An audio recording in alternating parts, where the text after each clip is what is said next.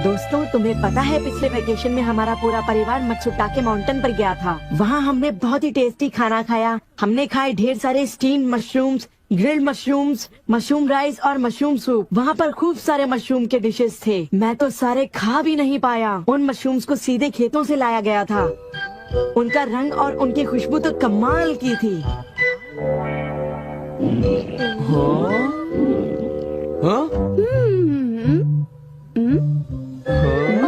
तुम लोगों को वहाँ एक बार जरूर जाना चाहिए, पर शायद वहाँ पर जाना तुम लोगों के बस की बात नहीं, क्योंकि वहाँ जाने में बहुत सारे पैसे लगते हैं। इसलिए तुम लोग तो वहाँ पर नहीं जा पाओगे। तुम लोग इसी मैदान में खेलते रहना। वैसे दोस्तों, वहाँ पर जाना सबकी किस्मत में नहीं होता। मेरा मतलब है जैसे कि तुम लोग। ये कोई नई बात नहीं है, पर सुनियो की बड़ी बड़ी बातें सुनकर बड़ा गुस्सा आता है और मुझे जलन होती है। ओह, मैं डोरेमोन से बात करूँगा। पर मुझे यकीन है कि डोरेमोन भी अपनी पॉकेट से मशरूम नहीं निकाल पाएगा। वैसे मैं आज तक उस जगह कभी नहीं गया। देखो, मजाक मत करो। मैं वहाँ गया तो मैं जरूर सबसे बड़ी मछली पकड़ूंगा। इतने उदास क्यों लग रहे हो नोबिता? ये नामुमकिन है। क्या नामुमकिन है? कुछ भी नहीं। चलो ठीक है। बड़े अजीब लोग हैं सब। क्या बात है डैड? डोरेमोन, अब मैं तुम्हें क्या बताऊं?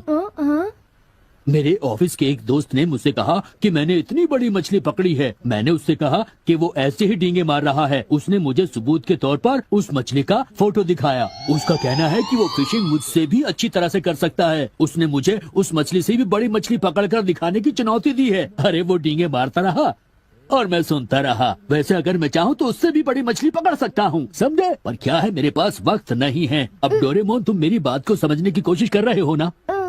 उसने मुझे इस बात की चुनौती कैसे दी? डैड, यहाँ नजदीक ही एक फिश पॉन्ड है। ओहो, तुम मेरी बात को समझते क्यों नहीं नोबिता? बड़ी मछलियाँ सिर्फ नदी में ही पकड़ी जा सकती हैं, समझे तुम? ओह अच्छा, मेरे पास झील और नदी दोनों हैं डैड। क्या? सच में?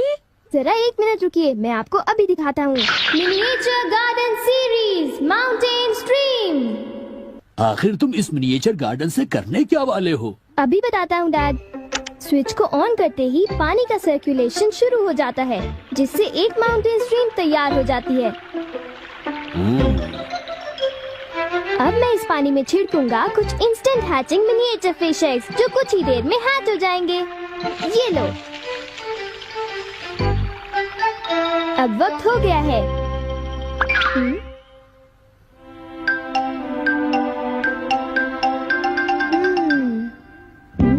अब ये फिशिंग के लिए तैयार हैं। ठीक है डैड, अब आप भी तैयार हो जाइए। अब जल्दी कीजिए डैड। हाँ, पर मुझे फिशिंग के लिए तैयार होने की क्या जरूरत है?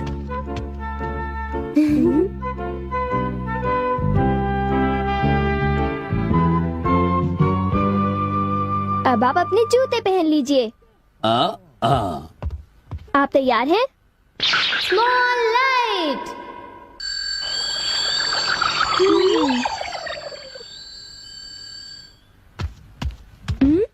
समझ गया, तुमने डैड को छोटा कर दिया ताकि वो मिनिएचर माउंटेन स्ट्रीम में फिशिंग करने जा सके। बिल्कुल सही कहा। ओफो, ये सब क्या है?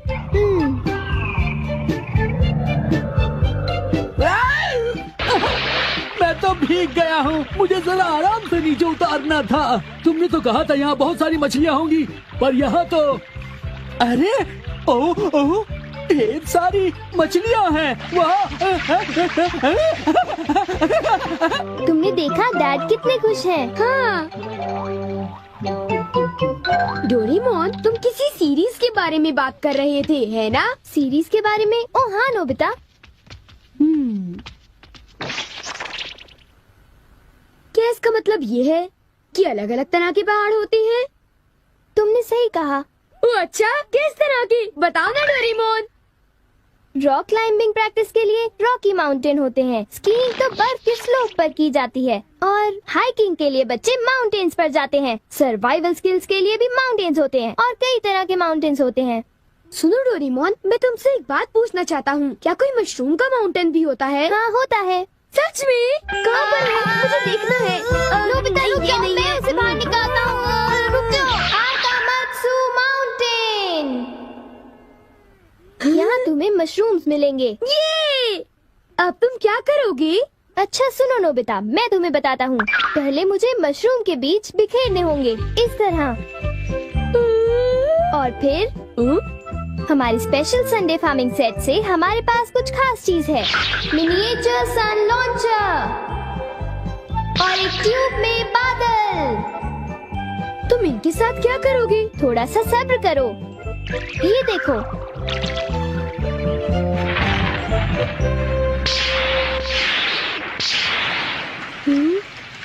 सब तैयार है नोबिता। अब हम लॉन्च करने वाले हैं सन।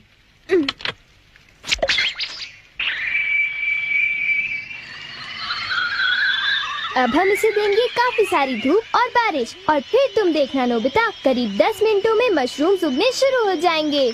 डोरेमोन, क्या मैं शिजुका और बाकी दोस्तों को बुला लाऊं? हाँ जरूर बुला लो, मैं उन्हें ले आता हूँ।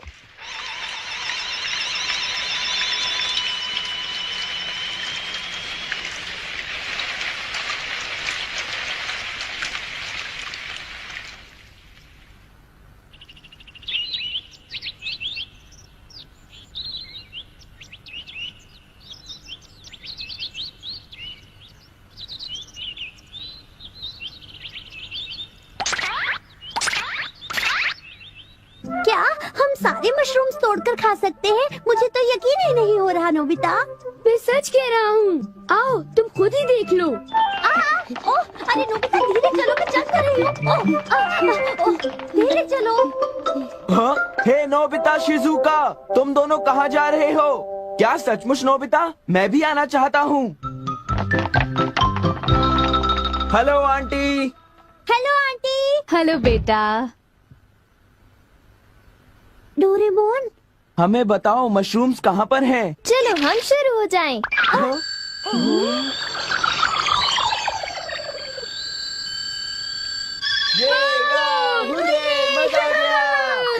हमें इस माउंटेन पर जाना है। अब तुम सब पहन लो अपने अपने बैम्बू कॉप्टर्स।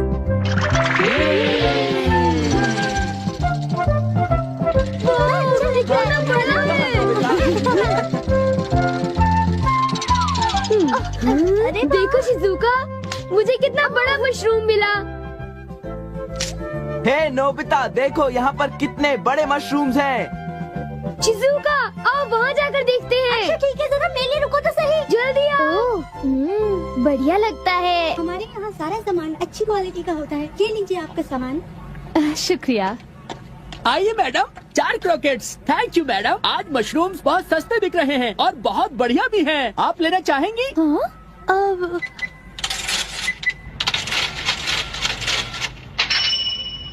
हाँ, 8,000 रुपए। ये तो बहुत वाजिब दाम है मैडम, आप खरीद लो। हाँ, क्यों नहीं। ये है तो बहुत ही सस्ते, पर मैं इन्हें किसी और दिन खरीदना चाहूंगी। चलती हूँ। वाह, देखो मुझे कितना बड़ा मशरूम मिला। यहाँ पर कितने सारे मशरूम्स हैं, पर मेरा बास्केट तो फुल हो गया है। देखो मैं कितने सारे मशरूम्स ले आया हूँ।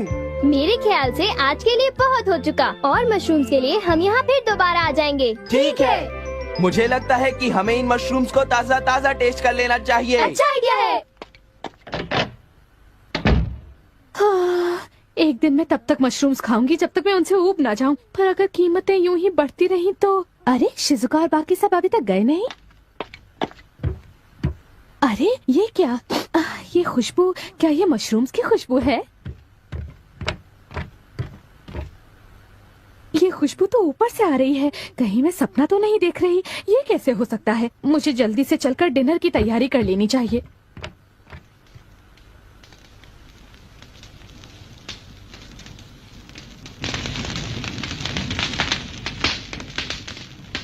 मेरे ख्याल से अब हम इसे खा सकते हैं। वाह, मजा आ गया। क्या खुशबू है। रंग भी बढ़िया है। बहुत टेस्टी है।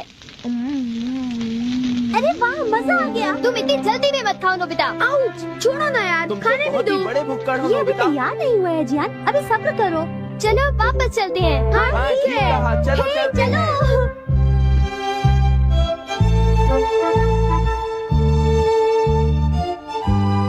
चलो ऐसा करते हैं, घर चलकर मॉम को सरप्राइज कर देते हैं। चलो ठीक है, इन्हें घर ले जाने में कितना मजा आएगा। इतने सारे मशरूम्स देखकर मेरी मॉम तो चौंक कर बेहोश हो जाएंगी। बिग लाइट की मदद से हम फिर से अपनी ओरिजिनल साइज के हो जाएंगे। अच्छा आंटी, अब हम लोग घर जा रहे हैं। अच्छा हम जा रहे हैं। दोबारा आना। तुम दोनों का शुक्रिया। फिर मिलेंगे। जब मन करे आ जाना। डोरेमोन, क्या डैड ने कोई मछली पकड़ी होगी? आओ देखते हैं।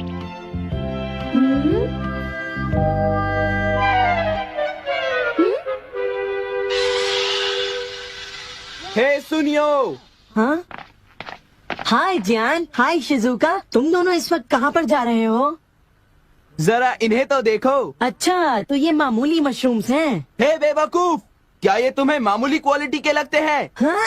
मतलब ये अच्छी क्वालिटी के हैं? हाँ बिल्कुल, हम इन मशरूम्स को मत्सुटाके माउंटेन से लाए हैं। क्यों शिजुका, ठीक कहा ना? हाँ जियान, तुम बिल्कुल ठीक कह रहे हो। फिर मिलते हैं सुनियो। अच्छा तो हम चलते हैं। चाहो तो एक ले लो सुनियो। हाँ? यकीन नहीं होता। मैं बहुत सालों से फिशिंग कर रहा हूँ, पर इतनी सारी मछलियाँ मैंने पहले कभी नहीं पकड़ी। ये तो बहुत अच्छी बात है। ये तो सब डोरेमोन का कमाल है। अब मैं अपने दोस्तों के सामने सर उठा कर जा पाऊंगा। हाँ डैड, आओ मॉम के लिए भी ले चलते हैं। हाँ, अच्छा आइडिया है। हमारे लिए भी। अरे सुनती हो? कहिए। मॉम, डिनर का वक्त हो गया है। अरे पर आप सब इस तरह से मुस्कुरा क्यों रहे हैं? ये देखो। ये सब क्या है? मुझे तंग मत करो, मैं बहुत बिजी हूँ। ये तो ये मशरूम और मछलियाँ। अरे ये कैसे हो सकता है? मॉम, मुझे चाहिए मशरूम राइस और मशरूम सूप, ठीक है? और मुझे पसंद है स्टीम्ड मशरूम्स। ग्रिल्ड मशरूम्स और ग्रिल्ड फिश, ठीक है ना? नहीं, ये नहीं हो सकता। ये तो बिल्कुल एक सपना सा लगता है। लेकिन ये सपना नहीं है। मुझे तो यकीन ही नहीं होता, ये बिल्कुल नहीं हो सकता। अरे मैंने खुद इन मछलियों को पकड़ा है। नहीं नहीं, आप इतनी सारी मछलियाँ पकड़ ही नहीं सकते। तुम विश्वास तो करो। इसमें उनका कोई दोष नहीं है।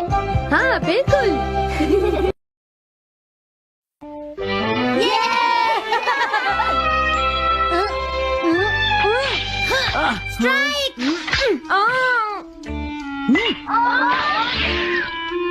इसे मैं पकड़ूंगा। हम जीत गए, हम जीत गए, हम जीत गए। ये कमजोर टीम है। हाँ हाँ सच कहा।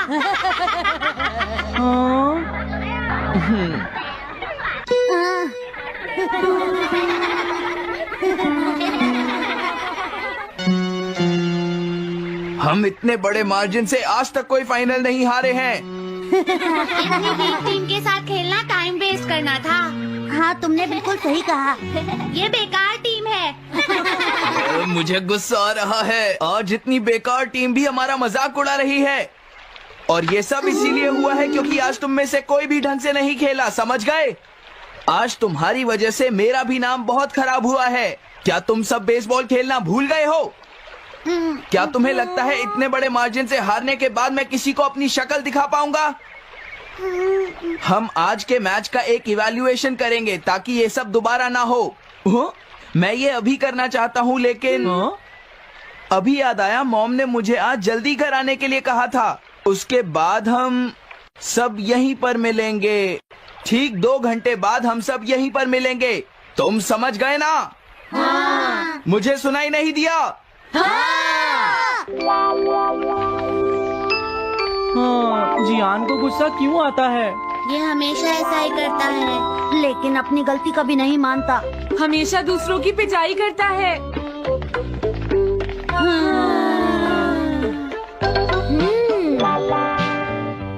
मैं समझ गया नोबिता, तुम्हारे कहने का मतलब ये है कि तुम इवैल्यूएशन के लिए जाना नहीं चाहते।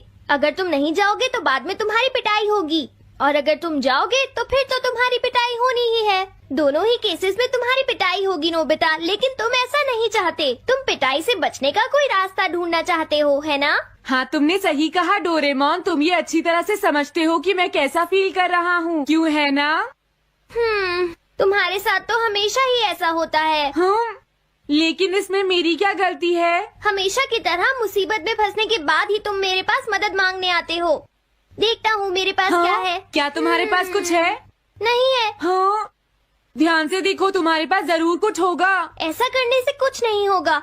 मेरे पास तुम्हारे लिए कोई गैजेट नहीं है। हाँ, इस गैजेट को तो मैं भूल ही गया था। क्या तुम्हें कुछ मिला डोरेमोन? हाँ, मुझे मिल गया है नोबिता।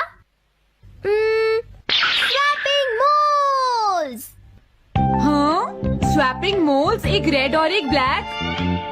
ये किस लिए है डोरेमोन? देखो नोबिता, तुम्हें ये मोल दो अलग अलग लोगों पर लगाने हैं। जैसे ही तुम इन्हें लगाओगे, उसके बाद रेड मोल वाले इंसान की पर्सनालिटी ब्लैक मोल वाले इंसान में ट्रांसफर हो जाएगी। हाँ? क्या सच में? चलो ट्राई करें। मैं रेड मोल लगा लेता हूँ। हाँ?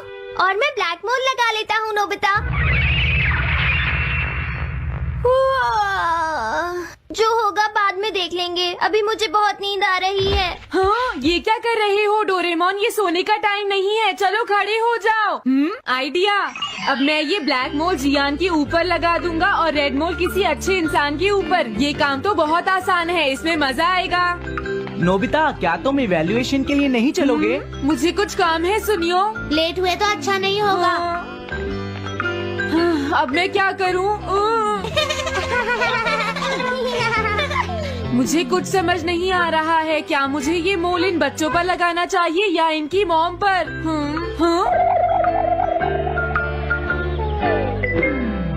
वाओ, एक बेबी। मैं ये मोल इस पर लगा देता हूँ। अरे तुम क्या कर रहे हो? क्या तुम्हें दिखाई नहीं देता कि वो कितना छोटा है? उसे परेशान मत करो, जाओ यहाँ से। अरे नहीं, मैं कुछ नहीं कर रहा। मैं तो बस इसे देख रहा हूँ। ये बहुत क्यूट है। अजीब लड़का है। तुम बहुत अच्छे बच्चे हो, अब रोना बंद करो। किसी अच्छे इंसान को ढूंढना तो बहुत ही मुश्किल काम है। अगर मुझे देर हो गई तो जियान मेरी बहुत पिटाई करेगा। हाँ, मैं शिजुका के घर जाता हूँ। हाँ, क्या शिजुका पियानो सीखने गई है? ठीक है, थैंक यू आंटी। अब मैं क्या करूँ? शिजुका तो अपने घर पर नहीं है। अब मैं इसे किसके ऊपर लगाऊं? ओह नोबिता, तुम? हेलो। हेलो ओटोनाशी। ये ठीक रहेगा। हाँ? रुक जाओ ओटोनाशी। ओटोनाशी। हाँ? क्या बात है नोबिता? नहीं, कोई बात नहीं है ओटोनाशी, मैं तो बस ऐसे ही। तुम भी बहुत अजीब हो। Bye bye. अरे वो तो चली गई। अब मैं ये मोल उसके ऊपर कैसे लगाऊं? मुझे कुछ तो करना ही होगा। क्या तुम्हें मुझसे कोई काम है नोबिता? नहीं, कुछ नहीं। दरअसल तुम्हारे चेहरे पर कुछ लगा है। क्या है? मैं हटा देता हूँ। तुम्हारा बहुत बहुत शुक्रिया नोबिता। अरे नहीं, तुम्हें ये सब कहने की जरूरत नहीं है। हाँ? हाँ, अब मैं चलता हूँ। Bye bye. बहुत देर हो गई है। अब मुझे जल्दी से ब्लैक मोल जियान के ऊपर लगाना होगा। देखो, मैं ये अच्छी तरह जानता हूँ कि तुम सब अपनी आज की परफॉर्मेंस के लिए शर्मिंदा होगे, लेकिन तुम सबको ये एहसास होना चाहिए कि इतने बड़े मार्जिन से हारना बहुत बुरी बात है। सबसे पहले तुम्हें अपना एटीट्यूड ठीक करना होगा। आई एम सॉरी, मैं लेट हो गया। लेट होने के लिए सॉरी जियान। हाँ, तुम लेट होने के लिए सॉरी फील कर रहे हो? आज मैं तुम्हें एक स्पेशल लेसन दूंगा, तब तक तुम वहीं खड़े रहो। हाँ हाँ, ठीक है जियान। ओके, अब तुम सब तैयार हो जाओ। आज तुम्हारी खराब परफॉर्मेंस की वजह से ही हम मैच हारे हैं, इसीलिए सबको सजा मिलेगी। अब तुम सब एक एक करके आगे आओगे, समझ गए? जियान मेरी पिटाई तो हर रोज ही करता है। पहले तुम जाओ। नहीं, पहले तुम ही जाओ सुनियो। नहीं नहीं, मैं सबसे बाद में जाऊंगा। अगर तुम्हें कोई प्रॉब्लम है तो क्या मैं पहले जा सकता हूँ? सुनियो। हाँ? मेरी गलती की वजह से हम इतने सारे मैच हार गए। मैं अपनी रिस्पॉन्सिबिलिटी लेता हूँ, इसलिए मैं पहले जाना चाहता हूँ। मुझे तुम्हारा एटीट्यूड पसंद आया नोबिता। चलो, मैं तुम्हारी ये विश पूरी करता हूँ। अब जल्दी से यहाँ आ जाओ नोबिता। मैंने कहा आगे आओ नोबिता, क्या तुम्हें सुनाई नहीं दे रहा? जल्दी करो नोबिता।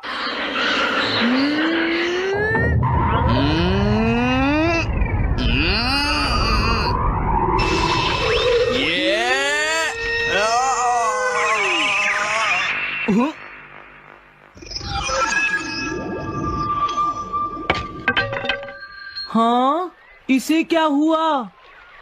हाँ हाँ। थोड़ा सोचने के बाद मुझे लगता है कि ये मेरी गलती थी। मेरी खराब कोचिंग की वजह से ही हम हार गए। मुझे माफ कर दो। मुझे तुम सबको ब्लेम नहीं करना चाहिए था। मैं बहुत बुरा लड़का हूँ, हो सके तो मुझे माफ कर देना प्लीज। आखिर ये हो क्या रहा है? मुझे भी कुछ समझ नहीं आ रहा। प्लीज प्लीज मुझे माफ कर दो। ये अच्छी बात है कि तुम्हें अपनी गलती का एहसास हो गया जियान। आज से हम सब साथ मिलकर मेहनत करेंगे जियान। सच में नोबिता? नोबिता तुमने मुझे माफ कर दिया।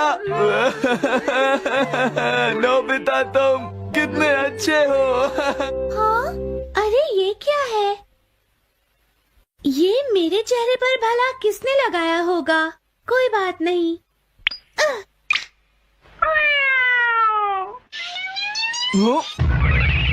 चलो अब खड़े हो जाओ जियान, हम सब साथ मिलकर बेसबॉल की प्रैक्टिस करते हैं। जल्दी चलो।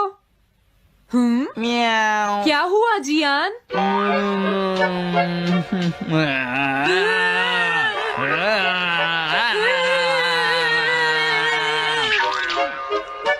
हाँ जियान, ये तुम्हें क्या हो गया है?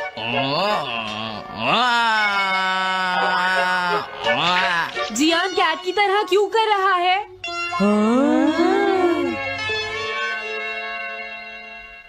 क्या? ये कैसे हुआ? रेड मोल कैट पर कैसे लग गया? पता नहीं, मैंने तो उसे ओटोनाशी के ऊपर लगाया था। अगर हमने जल्दी कुछ नहीं किया तो पता नहीं वो क्या करेगा डोरेमोन। अरे नहीं नोबिता, अब तो हमें कुछ ना कुछ करना ही पड़ेगा। मैं कैट को ढूंढता हूँ, तब तक तुम चियान को ढूंढो और उससे वो मोल वापस ले लो, समझ गए? ये कैट तो नहीं लगती। क्या ये है? नहीं, ये तो नहीं है। यहाँ तो बहुत सारी कैट्स हैं।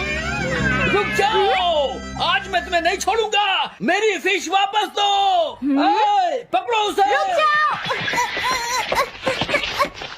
क्या ये वही है? पर इसके पास तो मोल है ही नहीं। अगर ये दोबारा यहाँ पर आई तो मैं इसको छोड़ूंगा नहीं। पता नहीं जियान कहाँ चला गया। अगर वो हमें नहीं मिला तो बहुत गड़बड़ हो जाएगी।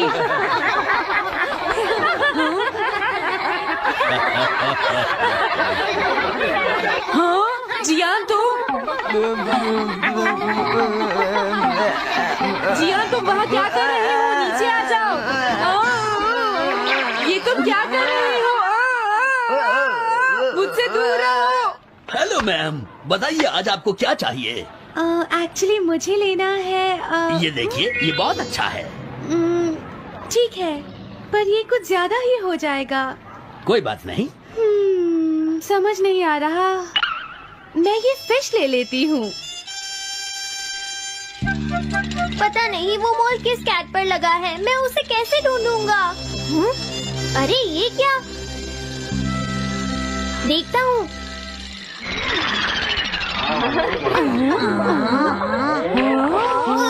नोबिता, अगर तुम इसी तरह सारा दिन बाहर खेलते रहोगे तो तुम्हारे होमवर्क का क्या होगा? अगर टेस्ट में 0 मिला तो अच्छा नहीं होगा। अरे ये सब आखिर हो क्या रहा है नोबिता? पता नहीं डोरेमोन, थोड़ी देर पहले तो ये एक ऑक्टोपस की तरह बिहेव कर रहा था। मैंने तुम्हें कितनी बार समझाया है, लेकिन तुम कभी मानते ही नहीं हो। नोबिता, मेरे साथ चलो।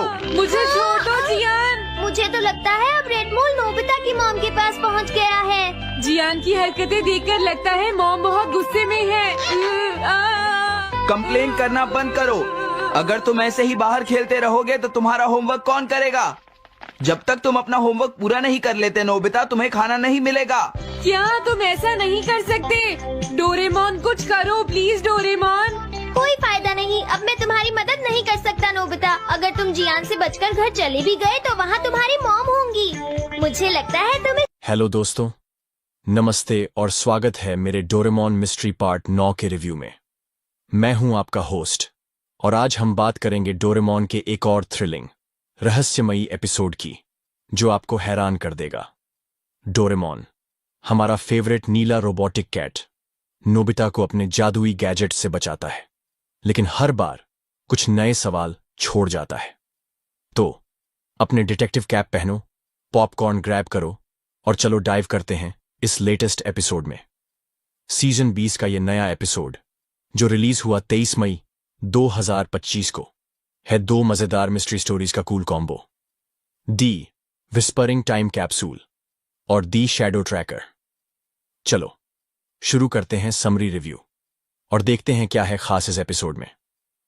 पहली स्टोरी, दी विस्परिंग टाइम कैप्सूल स्टोरी शुरू होती है नोबिता के साथ, जो स्कूल में हिस्ट्री प्रोजेक्ट के लिए टीचर से डांट खाता है। वो घर आकर डोरेमोन से शिकायत करता है, यार हिस्ट्री तो टोटली बोरिंग है, कुछ मजेदार करो। डोरेमोन अपने क्लासिक स्टाइल में 4D पॉकेट से निकालता है एक गैजेट, टाइम कैप्सूल डिटेक्टर। ये गैजेट पुराने टाइम कैप्सूल्स को ढूंढ सकता है जो पास्ट या फ्यूचर में छुपाए गए हों। कितना कूल ना? नोबिता हमेशा की तरह जल्दबाजी में इस गैजेट को यूज करता है और स्कूल के पीछे एक पुराना टाइम कैप्सूल ढूंढ लेता है।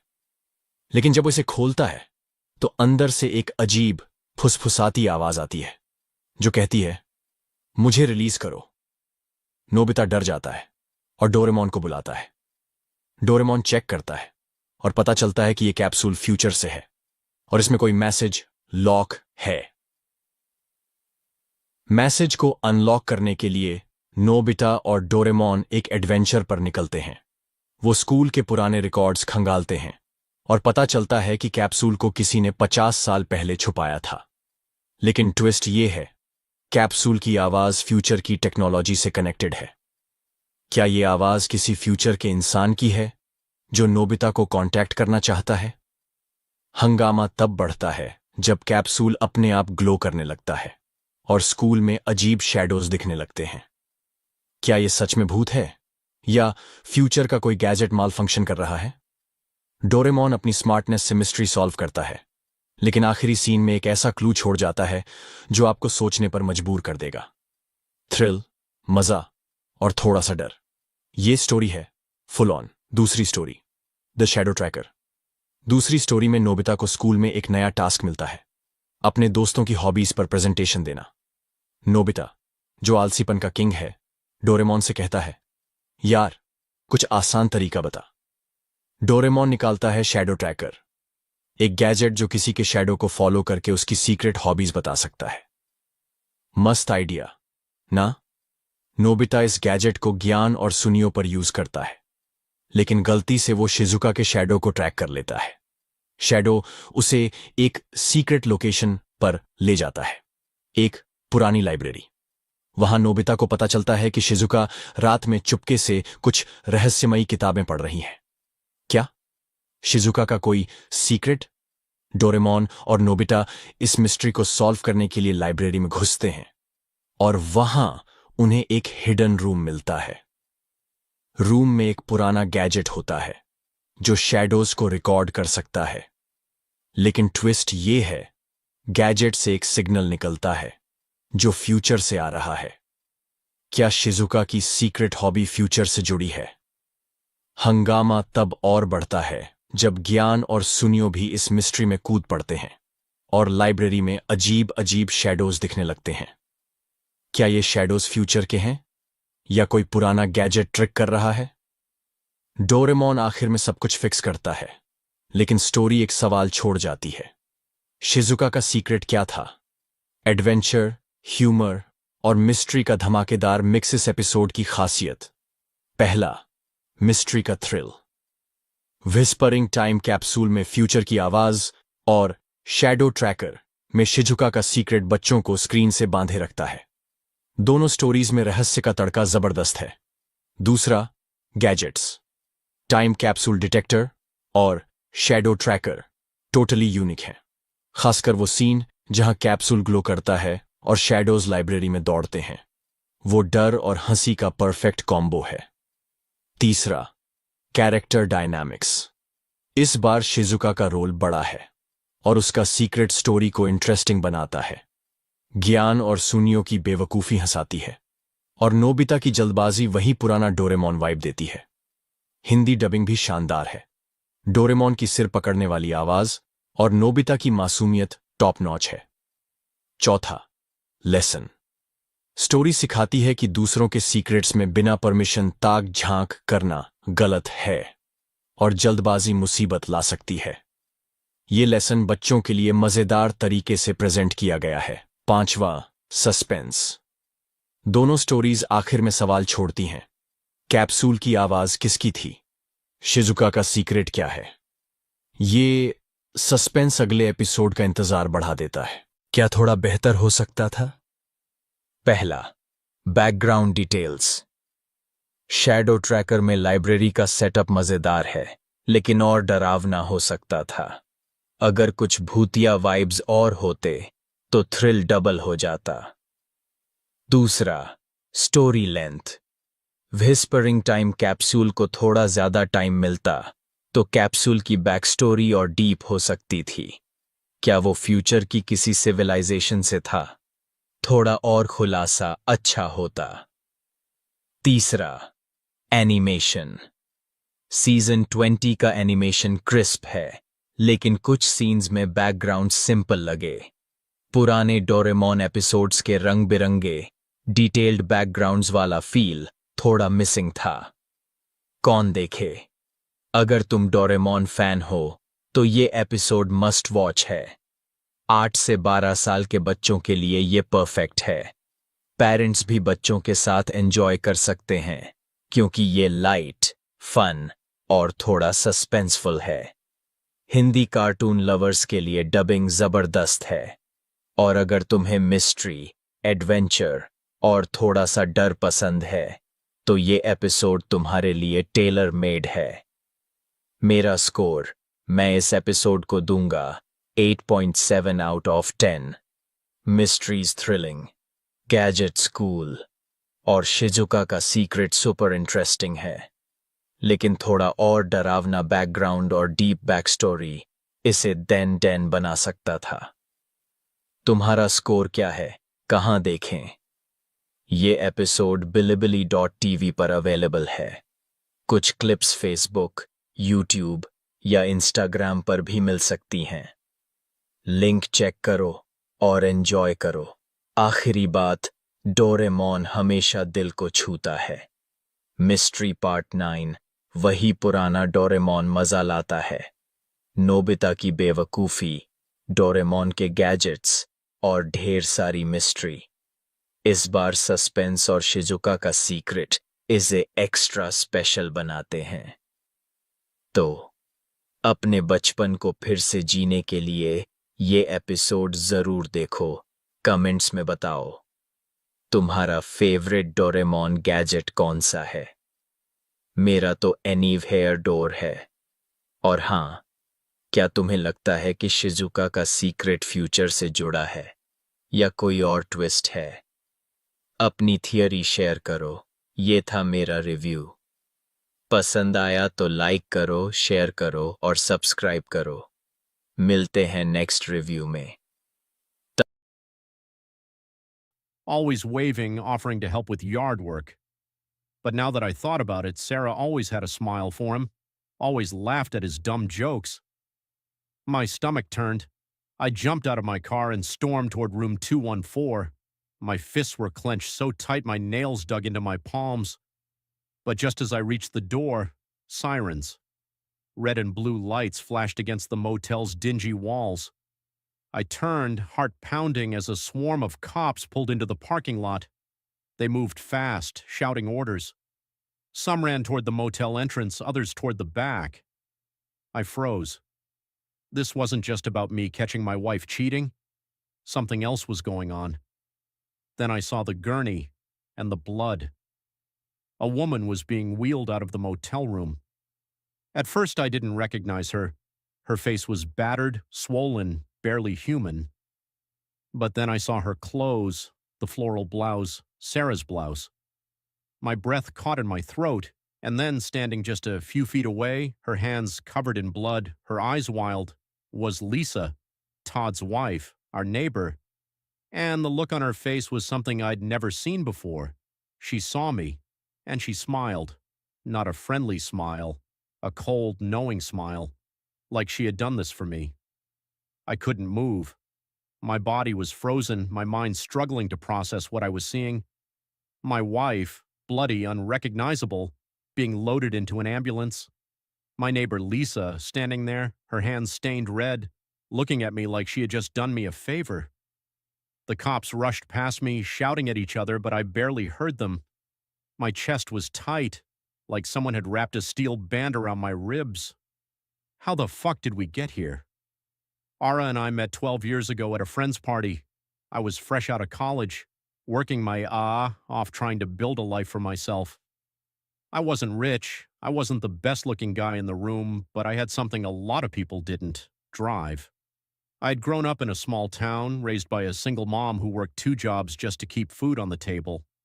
I knew what struggle looked like, and I sure as hell wasn't going to let that be my life. Sarah was different. She came from money, not filthy rich, but comfortable. Her dad owned a couple of car dealerships, and she grew up never worrying about rent, bills, or whether she could afford to eat out. But what got me was how down-to-earth she seemed at first. She wasn't snobby, she wasn't fake. She laughed at my stupid jokes, listened when I talked about my dreams. For the first time in my life, I thought I'd found someone who saw me. We got married 5 years later, bought a house in the suburbs. It wasn't a mansion.